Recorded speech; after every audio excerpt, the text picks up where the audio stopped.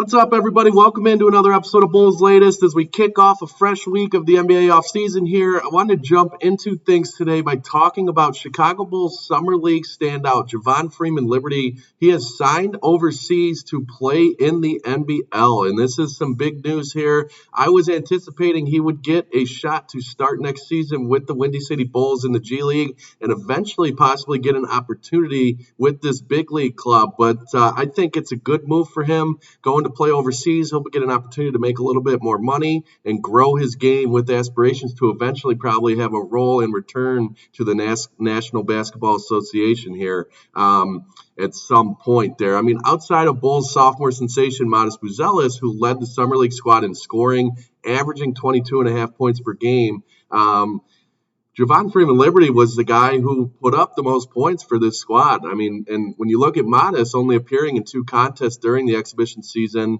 Javon Freeman Liberty was a guy who held the title of putting up the most points and appearing in at least 3 games for this Summer League squad. He averaged 21 points per game, converting 50% of his field goals. He shot 30% from beyond the arc, and he was an 80% free throw shooter, making nearly 8 free throws a game there. So when you look at Freeman Liberty, just diving into some more of the numbers here on this guy, he ranked 4th among Summer League participants in total points.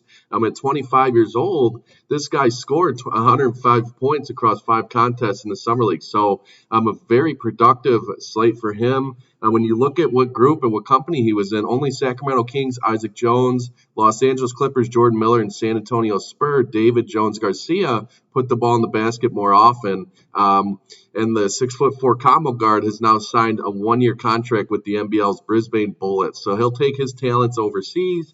Australia's NBL is one of the best leagues in the world, featuring several ex-NBA players, such as Montrezl Harrell there. So this is going to be a good move for him overall. I think it'll help him grow in his career. He's still a very young player, just that lone year of NBA experience with the Toronto Raptors. So I think when you look at him, he's strung together 3 consecutive impressive G League campaigns, including a strong professional season in 2023-24 for Toronto. His numbers there, he averaged 7 points a game to go along with 3.2 boards a game and 1.8 assists per game over that stretch. Playing overseas won't be a first for Freeman Liberty, however. He's briefly suited up for Turkey's Manisa Basket before returning to the Windy City Bulls in 2024. So he's accustomed to the international game. He probably wanted to make a little bit more cash, and this is an opportunity for him to do that. Previously playing for Turkey's Manisa Basket, he has a flavor of what the NBA or the international game is like after playing in the NBA for a bit over the last couple of seasons. So, looking at a guy like Freeman Liberty, he was a standout, a guy I was excited to watch during this summer exhibition slate. Brought it to the floor every single night, and he showed that in the box score. So excited for him. Wish him all the best there, and hopefully he gets an NBA opportunity somewhere down the line here. We'll definitely be keeping an eye on him and what he does overseas there. I wanted to kind of switch gears and talk about the Josh Giddey effect, and a guy I think is really the most critical piece on the other side of a Giddey deal getting done, and that's Modest Bzelis. Modest needs a Giddey deal to get done in the worst way. I think it's been a while since the Bulls had a true superstar, and right now when you look at this team, it's no surprise the best chance for another is Modest Bzelis. The 20-year-old won't make that leap on his own, though. Finding some common ground and re-signing Josh Giddey is crucial for Modest Bzelis and his future with this team. When Giddey when he comes back, and assuming he does, will still function as the team's top playmaker. Bzelis will definitely receive more freedom and make things happen on his own going into this next season, assuming Giddey is back. So I think having one of the more creative floor generals in the NBA on the floor with him would make him jump into the next tier and grow as a player, and it'll help things go a lot smoother for the 20-year-old there and the very young, talented Modest Bzelis. So, I mean, when you look at Modest overall, he's definitely showed superstar upside in the early stages of his career. He had flashes as a rookie. He didn't make that happen, though, and wasn't consistently impactful until late in the season when he became became a fixture in the starting lineup. Billy Donovan started to include him a lot more in some starting rotations there. Billy Donovan, like I talked about a while back in this show, is known for doing that with rookies, though. He eases them in heavily, gives them limited minutes to start, and this is of no surprise if you look at Billy Donovan's track record. As kind of a guy who's very, very good at bringing up young players here.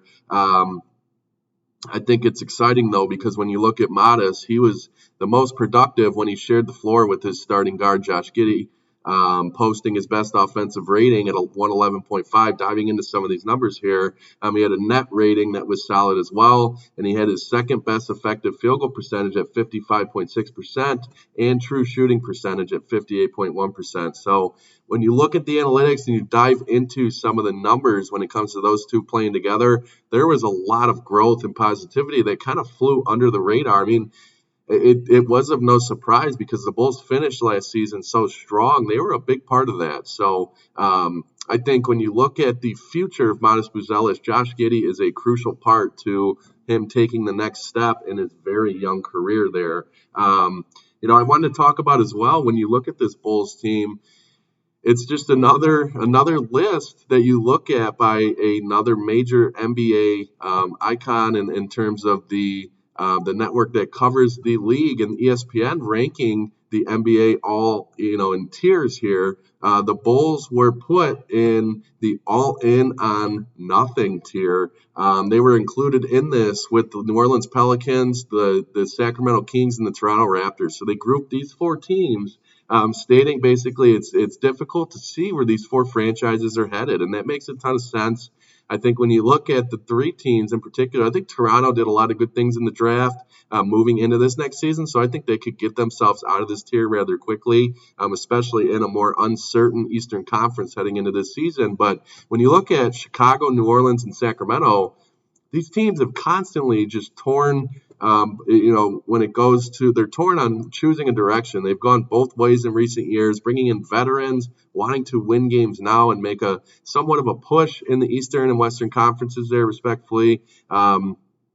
In Chicago in particular, this offseason has seen the Bulls extending both Karnisovas and Eversley as well as Billy Donovan. So looking at a team who's made the playoffs only once in the past 8 seasons with a single playoff win against Milwaukee, it's that you're extending all three pieces and pillars to your organization. It leaves a lot of head scratching to be done on what direction this organization is headed. I just think the Bulls have also, when you look at the inability to extract value out of trades for veterans, you look at guys like Alex Caruso, DeMar DeRozan, Zach LaVine. I don't want to necessarily put in that company right away because, as I talked about on Friday, Kevin Huerter is a huge piece to this organization moving into this next season. Has a lot to prove. I think you're going to see Kevin Huerter really produce for this Bulls organization. So I still hold out hope. And then obviously you have Zach Collins as well. So I'm holding out hope that the Zach LaVine return is going to be a lot more beneficial than what they got for Alex Caruso and DeMar DeRozan. So I just think trying to stay as optimistic as possible. One light at the end of the tunnel for Chicago is that you have plenty of cap space next summer. So there's going to be plenty of financials to kind of reshape and bolster your organization. I talked about this many times throughout this summer already. The Bulls are kind of gearing up for next summer, albeit they weren't able to get a deal done thus far for Vucevic or guys like Ayo Dosunmu. I think those guys are going to come back and start this season and play at least up until the trade deadline for Chicago as we move into next summer. I think next summer is when you're going to see a lot more activity from Arturas and Eversley. I think they're kind of gearing up for that. And I think it's a situation where they signed them and locked them up and as well as Billy Donovan because they're looking down the road. They want to see what this organization is going to do long term. So it's not what Bulls fans are going to want to hear. I certainly am frustrated with the constant mediocrity and the play-in appearances year in and year out. But it's looking like next summer is going to be when you're going to see things kind of shake up in terms of this roster and this organization moving forward. So Wanted to close out today's show as well. There was some significant NBA news over the weekend in regards to a NBA mega superstar in Luca Doncic. He inked a 3-year, $165 million extension. This is a huge deal because it locks up what's going to be the Lakers' face of the franchise for the next couple of years here. There was a lot of talks in recent weeks about LeBron James, and he did sign, that $52.6 million deal to stay with the Lakers earlier this summer. But, I mean, there's been odds that have been thrown out there where his next team could be, of all places, the Dallas Mavericks. Now, wouldn't that be a crazy switch and a crazy turn to this saga here? I don't think that's going to happen, but the fact the odds kind of indicate that if he were to go somewhere else, it could be Dallas there, and it's not too crazy when you look at the odds there. I think it's like plus 250 that he goes to Dallas. So